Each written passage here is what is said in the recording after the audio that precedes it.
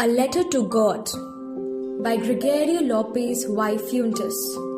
ईश्वर के नाम एक पत्र.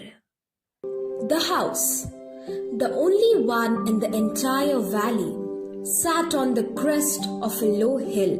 वह मकान जो पूरी घाटी का इकलौता मकान था, एक निचली पहाड़ी की चोटी पर स्थित था.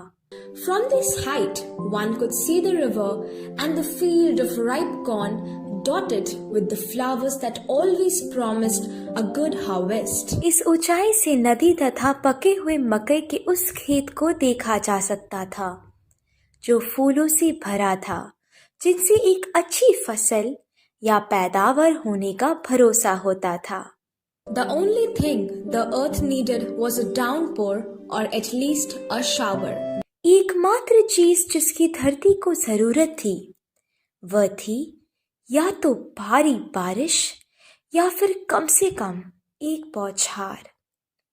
Throughout the morning, Lencho, who knew his fields intimately, had done nothing else but see the sky towards the northeast. उस पूरी सुबह लेंचो, जो अपने खेतों से भली भांति परिचित था, ने उत्तर पूर्व के आकाश को देखने के अतिरिक्त कोई और काम नहीं किया था. Now we are really going to get some water, woman. The woman who was preparing supper replied, Yes, God willing. अरे महिला. तो लेंचो अपनी पत्नी से कहता है, अब सचमुच ही बारिश होने वाली है. वह महिला यानी उसकी बीवी, जो रात का भोजन तैयार कर रही थी, ने उत्तर दिया, हाँ, यदि ईश्वर की इच्छा हुई तो. The older boys were working in the field while the smaller ones were playing near the house until the woman called to them all, Come for dinner. Dinner तैयार है. यह कहकर जब तक महिला ने उन सभी को नहीं बुलाया, तब तक बड़े लड़के खेतों में काम कर रहे थे और छोटे घर के नजदीक खेल रहे थे. It was during the meal that just as Lencho had predicted, big drops of rain began to fall. भोजन के दौरान ही, जैसे लेंचो ने भविष्यवाणियां की थी, वर्षा की बड़ी बड़ी बूंदें गिरने लगी. In the northeast, huge mountains of clouds could be seen approaching. उत्तर पूर्व दिशा में बड़े बड़े पहाड़ जैसे बादल आते दिखाई दिए. The air was fresh and sweet. हवा ताजी तथा सुहानी थी. The man went off for no other reason than to have the pleasure of feeling the rain on his body. वह आदमी बाहर गया और किसी और काम के लिए नहीं, बल्कि सिर्फ इसलिए ताकि वह अपने शरीर पर गिरती वर्षा का आनंद अनुभव कर सके. And when he returned, he exclaimed, These aren't raindrops falling from the sky, they are new coins. और जब वह लौटा तो उसने अचानक कहा, यह आकाश से गिरती हुई वर्षा की बूंदें नहीं है, यह तो नए सिक्के हैं. The big drops are 10-cent pieces and the little ones are 5s. बड़ी बड़ी बूंदें 10-10 सेंट के सिक्के हैं और छोटी बूंदें 5-5 सेंट के सिक्के हैं. With a satisfied expression, he regarded the field of ripe corn with its flowers, draped in a curtain of rain. संतोषपूर्ण भाव सहित उसने पकी मकई के खेत को देखा, जो फूलों से भरा था और वर्षा की चादर से ढका था. But suddenly, a strong wind began to blow, and along with the rain, very large hailstones began to fall. These truly did resemble new silver coins. लेकिन अचानक तेज हवा बहने लगी और वर्षा के साथ बड़े बड़े ओले गिरने लगे. यह सचमुच ही चांदी के नए सिक्कों जैसे लग रहे थे. The boys, exposing themselves to the rain, ran out to collect the frozen pearls. It's really getting bad now, exclaimed the man. I hope it passes quickly. वर्षा में भीगते हुए लड़के उन बर्फीले सिक्कों को उठाने बाहर भागे. अब मौसम सचमुच खराब होता जा रहा है, लेंचो ने दुखी होते हुए कहा. मुझे आशा है कि यह शीघ्र ही समाप्त हो जाएगा. It did not pass quickly. For an hour, the hail rained on the house, the garden, the hillside, the cornfield, on the whole valley. The field was white, as if covered with salt. किंतु यह शीघ्र समाप्त नहीं हुआ। 1 घंटे तक ओले बरसते रहे। घर के ऊपर, बाग में, पहाड़ी की ढलान पर, मकई के खेतों में और पूरी घाटी पर। खेत सफेद हो गया, मानो नमक से ढका हो। Not a leaf remained on the trees. The corn was totally destroyed. The flowers were gone from the plants. पेड़ों पर एक भी पत्ता शेष ना रहा। मकई पूरी तरह से नष्ट हो गई और उस पर से फूल गिर गए या नष्ट हो गए। Lencho's soul was filled with sadness. When the storm had passed, he stood in the middle of the field and said to his sons, "A plague of locusts would have left more than this. The hail has left nothing. This year we will have no corn." Lencho का अंतर्मन उदासी से भर गया। जब तूफान गुजर चुका था, तब अपने खेतों के बीच खड़े हुए उसने अपने बेटों से कहा, एक टिड्डी दल भी इसे कहीं ज्यादा छोड़ जाता। ओले तो कभी भी बाकी नहीं छोड़ गए। इस वर्ष हमारे पास मकई बिल्कुल नहीं होगा। That night was a sorrowful one. All our work for nothing. There's no one who can help us. We'll all go hungry this year. वह एक दुख भरी रात थी। हमारा सारा कार्य बेकार गया। कोई नहीं है जो हमारी सहायता कर सके। इस वर्ष हम सब भूखे रहेंगे। But in the hearts of all who lived in that solitary house in the middle of the valley, there was a single hope, help from God. परंतु उन सभी के दिल में जो घाटी के बीच बने उस सुनसान घर में रहते थे, एकमात्र आशा अभी भी थी, ईश्वर की मदद की। Don't be so upset, even though this seems like a total loss. Remember, no one dies of hunger. That's what they say. No one dies of hunger. इतना दुखी या परेशान मत हो। यद्यपि ऐसा लगता है कि सब नष्ट हो गया, याद रखो, भूख से कोई नहीं मरता। वे तो यही कहते हैं, भूख से कोई नहीं मरता। All through the night, Lencho thought only of his one hope, the help of God, whose eyes, as he had been instructed, see everything, even what is deep in one's conscience. पूरी रात Lencho अपनी एकमात्र आशा के संबंध में सोचता रहा। ईश्वर जिनकी आंखें, जैसा कि उसे सिखाया गया था, सब कुछ देखती है, यहाँ तक कि वह भी जो मनुष्य के अंतर्मन में होता है। Lencho was an ox of a man, working like an animal in the fields, but still he knew how to write. Lencho एक मेहनतकश इंसान था। वह खेतों में पशु की तरह काम करता था, परंतु फिर भी उसे लिखना आता था। The following Sunday, at daybreak, he began to write a letter which he himself would carry to town and place in the mail. It was nothing less than a letter to God.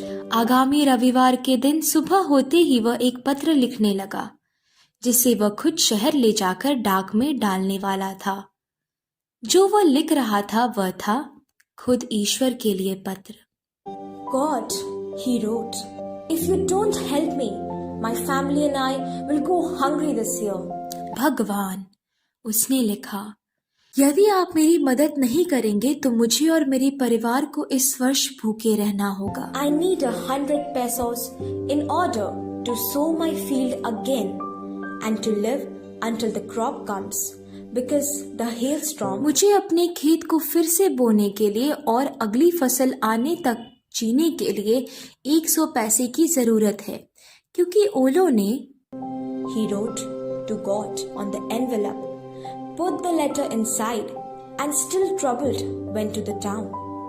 At the post office, he placed a stamp on the letter and dropped it into the mailbox. उसने लिफाफे पर लिखा ईश्वर के लिए और पत्र को उसके अंदर डाल दिया और अब भी परेशान सा शहर की ओर चल पड़ा। डाकघर में उसने पत्र पर टिकट लगाया और उसी डाक वाले डिब्बे में डाल दिया। One of the employees, who was a postman and also helped at the post office, went to his boss laughing heartily and showed him the letter to God. कर्मचारियों में से एक, जो एक डाकिया था और उस पोस्ट ऑफिस में भी मदद करता था, वह खूब हंसते हुए अपने अफसर के पास गया और उसे ईश्वर को लिखा गया वह पत्र दिखाया। Never in his career as a postman had he known that address. The postmaster, a fat, amiable fellow, also broke out laughing. डाकिये के रूप में अपने पूरे कार्यकाल के दौरान उसने वह पता कभी नहीं जाना था। But almost immediately he turned serious and tapping the letter on his desk commented. Postmaster, जो एक मोटा सा दोस्ताना स्वभाव वाला व्यक्ति था, उसकी भी हंसी छूट गई, किंतु लगभग तुरंत ही वह गंभीर हो गया और डेस्क के ऊपर पत्र को खटखटाते हुए कहने लगा, What faith! I wish I had the faith of the man who wrote this letter, starting a correspondence with God. कैसी आस्था है! काश मेरी भी आस्था उस आदमी जैसी होती जिसने यह पत्र लिखा है। इसने तो ईश्वर के साथ ही पत्र व्यवहार शुरू कर दिया।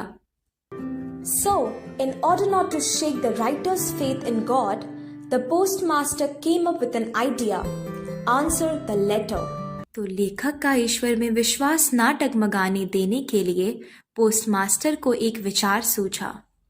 But when he opened it, it was evident that to answer it, he needed something more than goodwill, ink and paper. इस पत्र का उत्तर दिया जाना चाहिए, किंतु जब उसने पत्र खोला तो स्पष्ट था कि उसका उत्तर देने के लिए उसे दया भाव कागज और स्याही के अलावा भी कुछ चाहिए होगा। But he stuck to his resolution. He asked for money from his employees. He himself gave part of his salary, and several friends of his were obliged to give something for an act of charity. लेकिन वह अपने निश्चय पर अडिग रहा।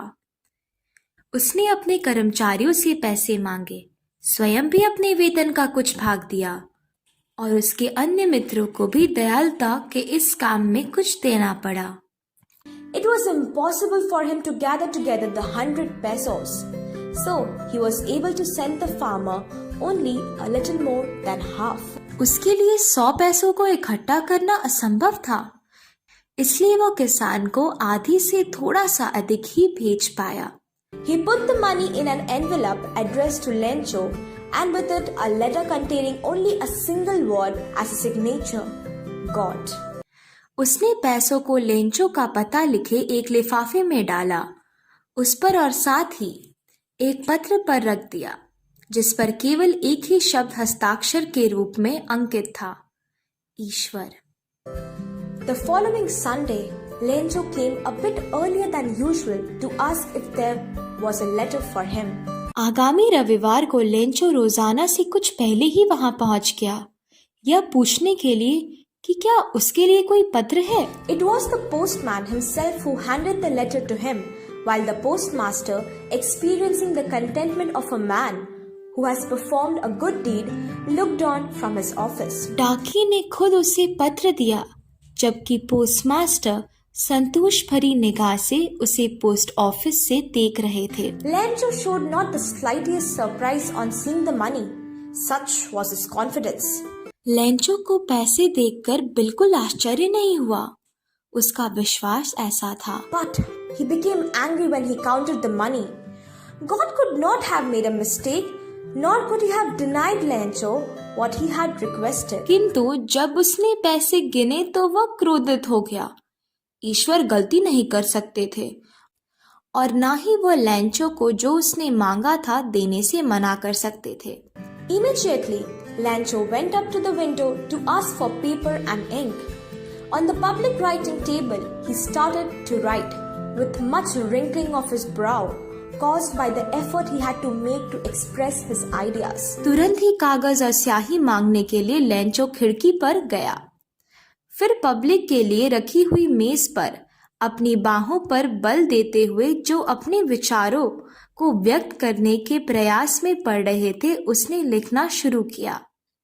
When he finished, he went to the window to buy a stamp, which he licked and then affixed to the envelope with a blow of his fist. जब उसने लिखना समाप्त कर लिया तो वह टिकट खरीदने खिड़की पर गया, जिसे उसने अपनी जीभ से गीला किया और फिर मुट्ठी से घूसा मारकर लिफाफे पर चिपका दिया। The moment the letter fell into the mailbox, the postmaster went to open it. जैसे ही पत्र डाक के डिब्बे में गिरा, पोस्टमास्टर उसे खोलने के लिए चल दिए। It said, God, of the money that I asked for, only 70 pesos reached me. Send me the rest since I need it very much. इसमें लिखा था, ईश्वर, वे पैसे जो मांगे थे उनमें से केवल 70 पैसे ही मेरे पास पहुंचे थे। मुझे बाकी पैसे भेज दीजिए क्योंकि मुझे इनकी बहुत ज़रूरत है। But don't send it to me through the mail because the post office employees are a bunch of crooks. Lencho. किंतु यह पैसे मुझे डाक द्वारा मत भेजना क्योंकि डाकघर में कर्मचारी ठग हैं। Lencho. Hope you enjoyed the illustrated story, children, created by Shweta Sharma, teacher MS Vivekanand, Devgarh, Jharkhand. Voice over by Medha Tushti.